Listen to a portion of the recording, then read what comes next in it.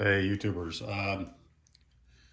If you haven't watched the channel, when I moved locations to a new house, I took the layout apart and I found a point between two pieces of plywood where I could cut it in half. So I kind of made it into a quasi-modular layout. And since then, I've set it back up and I've put the track in and painted the rails and the ties to give it that rusty, flat look. And what I'm going to do now is start filling in the earth material, and I like to do that before I put the ballast over. So I just thought I'd show you what I do. I take straight Elmer's glue and a little dot of dish soap and water. I mean, I guess 50 to 1 ish. I tend to go a little thicker. And then I just mix it up with a brush, nothing fancy. I find if it's too watery, it just kind of soaks in, and because the baseboard is Homasote, which likes to absorb the liquid, and if too much of it absorbs too quickly, you don't really get a good stick. So I always tend to err on the side of more glue than water, but that's just me. And it's nothing like rocket science, but I just paint it on there. So let's just start with this piece here, just so I can show you what I do. I tend to kind of overshoot the area that I'm trying to cover for more of a blend effect. And what I do is I filter dirt, just natural dirt. And in Florida, we have a lot of sand in the dirt, just the way it is. We're living on a big sandbar, really. That one's dark, but this is too much sand. So I think I'll go with this one. And I just take a pinch of it and just go right over top of that glue. And again, I just overdo it because you're going to come through I'm going to come through and vacuum any extra. And you can see it starts to quickly soak up that glue. So that does a decent job of hiding that crack. And what I did is I put latex caulking so that there's some flex to it in the actual crack itself, so it doesn't open itself back up. Here I'll do grass. Here let's do a little dirt. And you can get close to the tracks because the ballast is going to then cover that up. But I like to have a base that has something. I mean, you can see I also paint the base brown so that if anything ever does show through, you're safe. And then over here by the fence, we'll do dirt. And just gonna make sure you don't get too much in the fence itself. I'll probably come back and hit this with grass, probably static grass, but the dirt's a good base. And you know what, why don't we just do this one too over here, and then I'll just hit over it with grass. Pretty quick, pretty easy. And then we go back. We're going back here, just following the line. And I don't, the glue's going to get a little dirty, but not a big deal. I'll probably, whatever I don't use, I'm just going to pitch it. Nice thing about Elmer's is not that expensive. So, and I used to save it, but I ended up with multiple bottles of glue, and yeah, so I'll just toss whatever I don't use. And if you get it on the ties, obviously you try to wipe that off, but if it does stick, you can always, when it dries, just scrape it off there. So we do that bit, some dirt in there. And the main objective here is to cover that line or the cut in the layout. And then I'll come over and I'll finish it with static grass and grass. So we got a bit here. And you see I've got some screws that I sunk in just to pull that Homasote down. You could fill those. I probably should, but right now I'm just going to put dirt.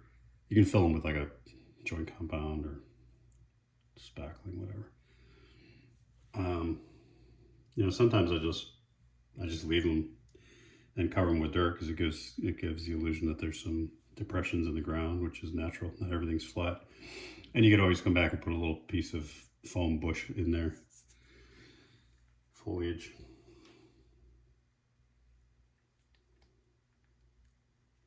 Yeah, you can kind of see there's one there, sheetrock screw.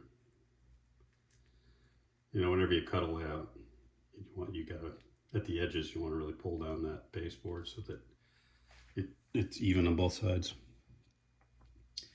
And then we just hit that. Again, this is the first coat, so any kind of grass and ballast is going to complete the scene. Let's move these cars out of the way because we cut back here as well. Most of this will be ballast, and I'm going kind of blind here because I can't exactly see what damage behind the fence there, so it's fine. Reality is no one's going to put their head back that far. And that'll cover up with ballast as well. And then this last bit here, right up to the building, I'm just going to cover that with ballast purely.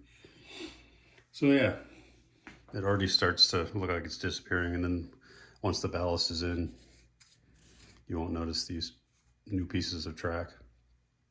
And like I said, I'll put grass and static grass and other bits of foliage. So that is how I cover up changes I make to the layout. And I'll be doing, actually, you know what, let's do that while we're on the topic. This, let's see, why did that end up like that? I think, because also this section, the CSX yard was cut loose when I moved and it was reattached, so you can see the points where it was cut. So there's a line here and there's a line here. So those would need to be done the same way. So let's do that. And that'll definitely be covered with static grass because I have static grass here, so I want to continue it, but I like to have that base of just dirt. So, and you know, glove it on there, and again, overshoot the area. You don't want just a hard stop because you want it to blend. Kind of like painting, you know, you can do the same thing if you're painting. You get those ties out of the way. I go right up. Here the ballast is already there, but I've got a fill ballast here, but I'll take the dirt right up to the edge of the ballast. And there's different philosophies in model rariting. Some guys like to put ballast first and then earth.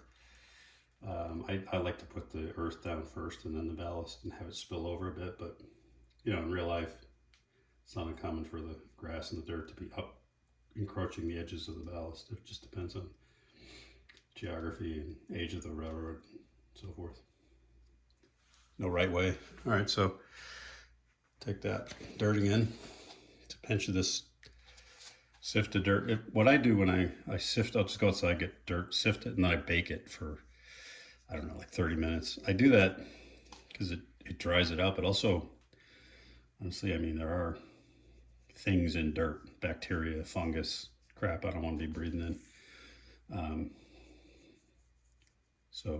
And it kind of makes it just takes all the moisture out of it as well, which just makes it easier to work with. So I'd recommend doing that. And there's the nice thing about the rest of it is it's hard to see here, but there's a chain link fence that goes right along the area where I connected these two modules. So it's fine. I don't need to do anything back there. And then we have this here. So that'll be the last bit, and I'll show you what I'm going to do on the new section, the expansion. So this one is going right up to the edge of the ballast again. And you could overlap just a tiny bit. It just makes it look like the dirt kind of got on the ballast. And you could always scrape it off the ballast. But see, I'm overshooting the actual area. And there's an edge here where I kind of, the pavement transitions into a dirt road is what's happening here. So a little trick there is, have it spill over onto the pavement. Find the glue. You do it in stripes here and there.